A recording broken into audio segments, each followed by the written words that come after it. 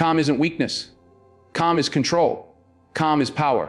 Anybody can look strong when everything is smooth.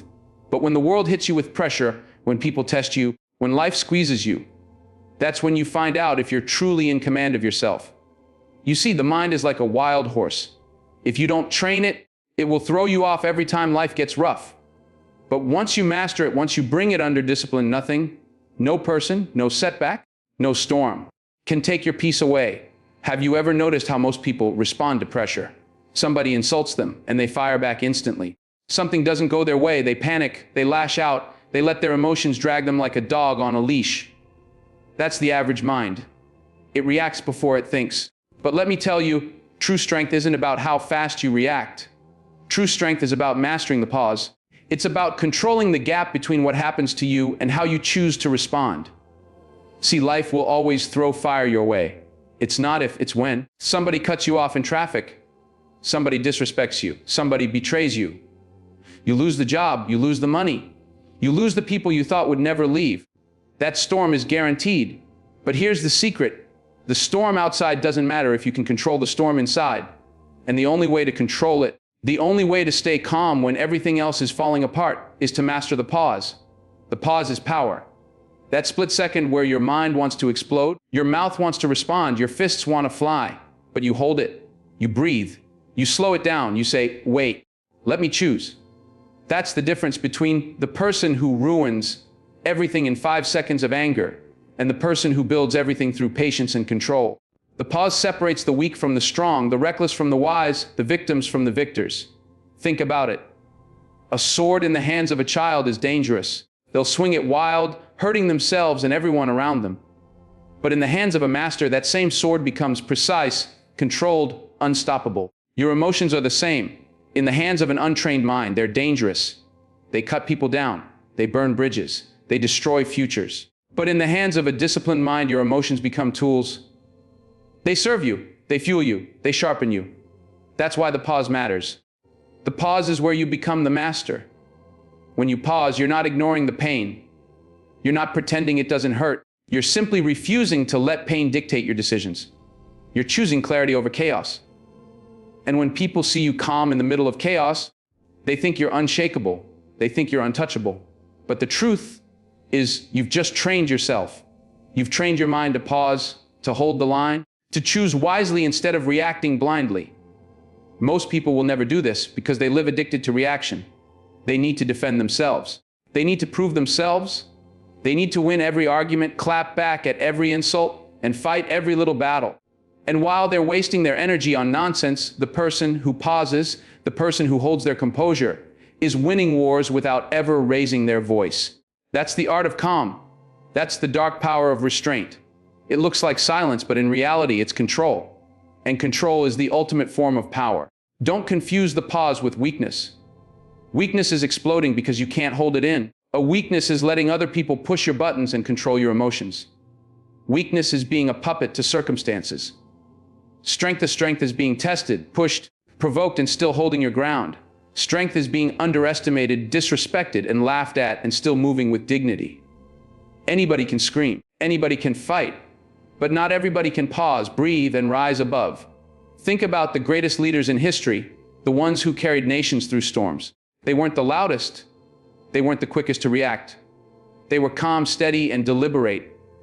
They knew the power of waiting 1 second longer, one breath deeper, one thought clearer. Because in that pause, they found wisdom. In that pause, they found strength. And in that pause, they found the power to turn chaos into clarity. You can train yourself to do this. Every day of life gives you opportunities to practice. Does somebody test your patience? Pause. Does somebody try to get a reaction out of you? Pause. Your emotions start boiling inside? Pause. Every time you do it, you strengthen the muscle of self-control. You're rewiring your brain. You're teaching your mind that it's the master, not the slave. And eventually, when the big storms come, when life tries to break you, you'll already be trained. You'll already know how to breathe, how to hold, how to respond with power instead of panic. The pause is the bridge between chaos and control. The pause is where you shift from reaction to response. The pause is where the weak man explodes, but the strong man evolves. And if you can master that pause, if you can own that moment, you'll discover a calmness so deep, so unshakable, that no situation, no insult, No storm will ever control you again. Have you ever noticed how chaos has a way of pulling people in, like quicksand? The world screams and people scream right back. The noise gets louder and they add to it. Somebody else panics and they panic too. Most people live their whole lives tied to the chaos around them. They don't even know it. They think they're making choices, but in reality, they're just reacting to the storm. If the world is calm, they're calm. If the world is mad, they're mad. Their peace is rented out to whatever happens that day. That's not peace, that's slavery. Real calm comes when you stop letting the outside world dictate your inner world. You've got to learn to detach from chaos. Detachment doesn't mean you don't care. It doesn't mean you turn your back on responsibility. It means you refuse to let the noise, the drama, the anger of other people control the state of your mind. Detachment is freedom. Detachment is where your power begins. Picture this: a storm raging in the ocean, waves crashing, lightning striking, ships being tossed left and right. That's the outside world. That's life, unpredictable, violent, unforgiving. But if you dive deep enough down to the ocean floor, it's still, it's silent, it's calm. Nothing moves. That's what detachment is. It's going deep within yourself, deeper than the noise, deeper than the storm. Finding that inner stillness that nothing can shake. Most people never dive that deep. They stay on the surface where every wave knocks them down. Every storm drags them under. But if you want real strength, you've got to go deeper. The problem is, we've been trained since childhood to attach ourselves to everything outside of us. Somebody doesn't like us, we attach. Does somebody insult us? We attach. The economy shifts, we attach. The opinions of strangers on the internet, we attach. And every attachment becomes a chain around your peace. Every chain makes you react to forces you don't even control. No wonder people are anxious. No wonder they're restless. They're slaves to the world's chaos. But here's the truth. Peace isn't out there. Peace isn't something you find when the world finally calms down. The world will never calm down. There will always be noise, always be drama, always be people trying to drag you into their storm. Peace is not out there. Peace is in here. It's inside you. And you'll never touch it until you detach yourself from what you can't control. You have to train yourself to see the chaos, but not live in it. To hear the noise, but not let it echo inside your head. To see the storm, but not become the storm. That's detachment. That's calmness on a higher level. When people around you panic, you stay steady. When they argue, you breathe. When they lash out, you hold your ground. Because your mind, your peace, your spirit, they don't belong to them, they belong to you. And here's the power of detachment. When you refuse to be controlled by chaos, chaos loses its grip. People can throw insults and they bounce off. Life can throw setbacks and you keep moving forward. The world can test you, squeeze you, provoke you, and you stand like a rock unshaken. That kind of calmness is dangerous. Dangerous because the world doesn't know what to do with a man who cannot be moved. The world can manipulate the angry. It can manipulate the fearful. It can manipulate the reactive. But the calm man, the detached man, he cannot be controlled. That's power. Understand this. Detachment is not running away from life. It's not hiding from problems. It's facing problems with clarity. It's stepping into battle without letting the noise of battle blind you. It's standing in the fire without letting the fire consume you. When you detach, you rise above. You stop being part of the storm and instead, you become the calm that others can anchor themselves to. Most people are followers of chaos. They mirror what the world shows them. But you've got to train yourself to lead with calm. When everyone else is shaken, you stand. When everyone else is screaming, you speak with clarity. When everyone else is reacting, you're thinking, calculating, moving with purpose. That's what makes you dangerous. That's what makes you powerful. Detachment is not a gift, it's a discipline. You train it like a muscle. Every time chaos comes knocking, you make a choice. Do I give my peace away or do I hold it? Do I let this noise control me or do I detach and rise above it? And every time you choose detachment, you strengthen your calm. You sharpen your control. You free yourself from the chains of this world. So, the next time life throws noise at you, the next time people try to drag you into their storm, remember, you don't have to enter. You can step back. You can breathe. You can detach. Because your mind belongs to you, and when you keep it calm, you keep it powerful. Let me tell you something. If you don't control your emotions will control you. And once they've got control of you, the world has got control of you. Because people know how to push your buttons. Life knows how to push your buttons. The enemy knows how to push your buttons. And if every button makes you explode, If every pressure makes you break, you'll never be free. You'll be a prisoner of your reactions. See, anger feels powerful in the moment. Fear feels real when it grips you. Excitement can cloud your judgment. Sadness can pull you under. All those emotions, they're not bad, they're human. But here's the truth, they were never meant to be the driver. They were meant to be passengers. They were meant to inform you, not control you. When you let emotions take the wheel, they'll crash you every time. Emotional discipline is about taking that wheel back. It's about saying, I feel this, but I'm not ruled by this. I acknowledge this, but I won't bow to this. That's where strength is born. Think about history's greatest leaders. They weren't the loudest. They weren't the quickest to anger. They weren't the ones who lost control. No, they were steady, unshakable. When the crowd panicked, they stood still. When the enemy threatened, they thought clearly. When the world burned around them, they held their ground. That's emotional discipline. That's why people followed them. Because calm leadership commands respect. It commands authority. Now, I'm not saying you shut off your feelings. That's not discipline. That's denial. Emotional discipline is not about being cold. It's about being conscious. You've got to recognize your emotions, see them for what they are, and then choose what to do with them. That's the difference. Discipline means you're not running from your emotions, and you're not letting them run you. You're managing them. You're harnessing them. You're turning them into fuel instead of fire. Anger, for example, can burn everything in its path. But if you discipline it, if you direct it, it becomes energy, it becomes drive. Fear, it can paralyze you, freeze you in place. But if you discipline it, it becomes awareness, it sharpens you, it makes you cautious in the right moments. Even pain can break you. But if you discipline it, pain becomes your teacher, pain becomes your strength, pain becomes the reason you rise higher. Discipline transforms emotion from weakness into power. But make no mistake, emotional discipline is forged, not found. You don't wake up with it. You train it like a soldier trains for battle. You put yourself through the fire, and each time you hold steady, each time you resist the urge to snap, each time you breathe instead of breaking, you grow stronger. It's repetition. It's practice. It's choosing again and again to respond with strength instead of weakness, until calm becomes your default, until control becomes second nature. And here's the beauty of it. When you discipline your emotions, you become unpredictable. The world can't figure you out. People can try to get under your skin, but you don't flinch. They can test you, but you don't break. They can throw everything at you, but you stay composed. That kind of steadiness is intimidating. That kind of discipline is dangerous. Because when others lose themselves, you find yourself. When others react, you calculate. When others collapse, you rise. Look at the world today. Everybody's emotional. Everybody's reacting. Social media, politics, arguments, drama, people are ruled by their feelings. They think that because they feel something, they have to act on it. They think because they're hurt, they have to hurt somebody else. They think because they're angry, they have to explode. That's not strength. That's weakness disguised as expression.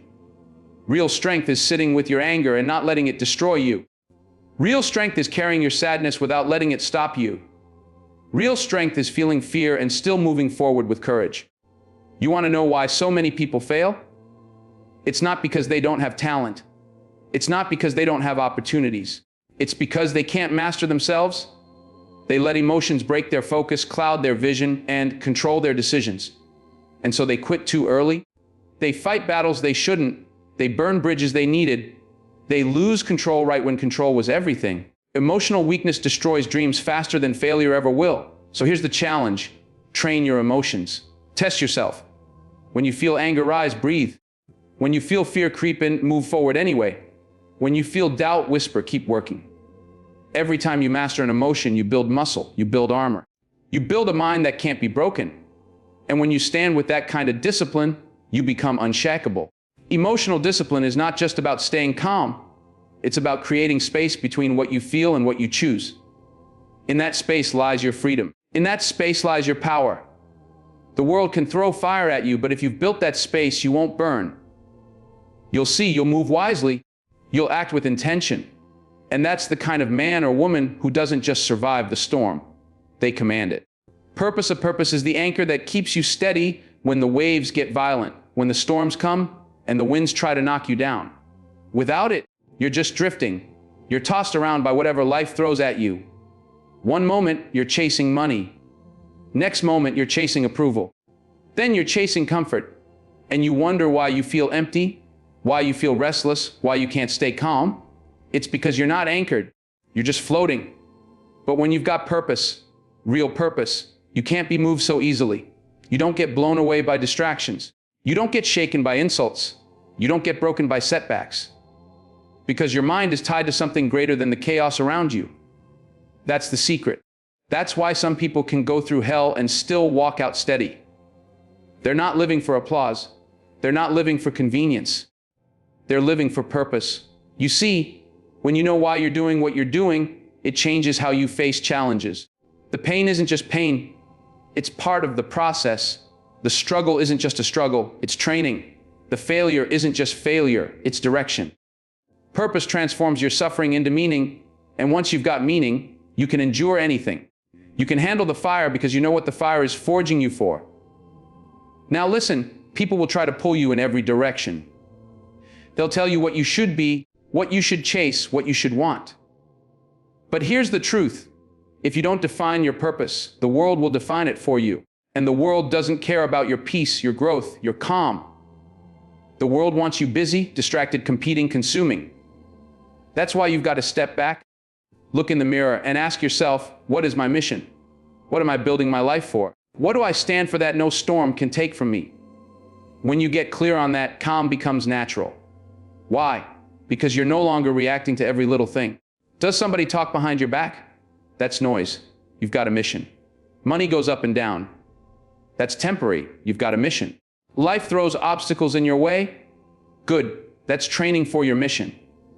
You stop getting rattled by the small things when your eyes are locked on the big thing. That's what purpose does. It creates perspective. Think about a soldier. When a soldier goes into battle, he doesn't panic at every sound, every distraction, every sudden move. Why? Because he's trained with purpose. He knows the mission. His mind is locked in. That doesn't mean the battle isn't dangerous. That doesn't mean he isn't tested. But his purpose keeps him steady. Same thing in life. You've got to be a soldier of purpose. You've got to know what you're fighting for, what you're working for, what you're living for. Otherwise, every little difficulty will feel like defeat. And here's something else. Purpose makes you immune to manipulation. See, if you don't have your purpose, people will sell you theirs. They'll lure you into chasing their approval, chasing their money, chasing their dream.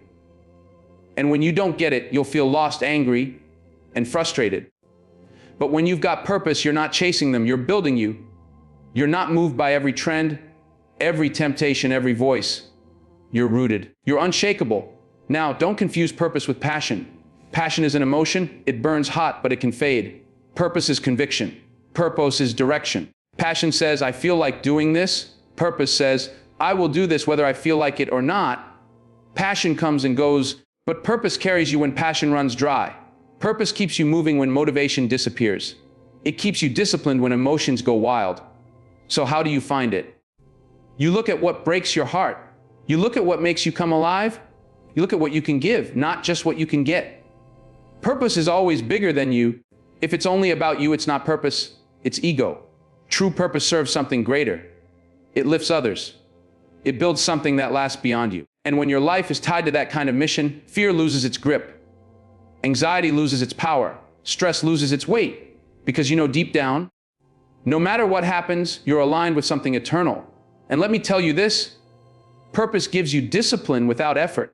You don't have to force yourself to stay calm when you're anchored in purpose. Calm comes naturally because you know what deserves your energy and what doesn't.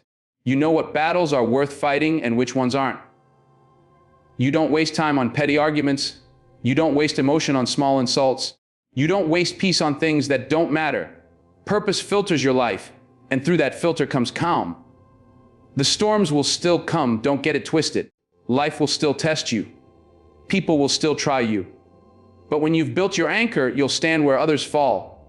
You'll hold steady where others panic. You'll breathe where others break. Because your calm isn't based on circumstances, it's based on conviction. And conviction doesn't bend in the wind. Conviction doesn't collapse under pressure. Conviction doesn't crumble when the world shakes. Conviction endures. Now you've heard it. The secret to training your mind, the secret to walking through life with calm, while the world falls apart around you. It's not about avoiding storms. It's about mastering yourself in the storm. It's about learning the pause, so your first reaction doesn't destroy you. It's about detaching from the noise, so you don't let chaos on the outside invade your peace on the inside. It's about building emotional discipline, because if you don't control your emotions will control you. And it's about anchoring yourself in purpose, because without purpose, you'll drift, but with it, you can stand unshakable. This is not easy work. This is not for the faint of heart. Training your mind is the hardest battle you'll ever fight, because your greatest enemy isn't out there. It's in here. It's that voice that tells you to quit. It's that impulse that wants to lash out. It's that weakness that wants comfort instead of growth. But if you can conquer that, if you can silence that voice and rise above it, then nothing outside of you will ever have power over you again. People will wonder how you do it. They'll say, "How do you stay so calm when everyone else is panicking? How do you keep moving forward when life keeps throwing punches?" And the answer will be simple: because you trained your mind, because you built yourself into a fortress, because you decided that peace is power, and you refuse to give that power away. So stand tall, breathe deep, look the storm in the eye and smile, because you know what it doesn't. Your calm is unshakable, your mind is trained, and your spirit is anchored. The world can rage all at once, but you will not be moved.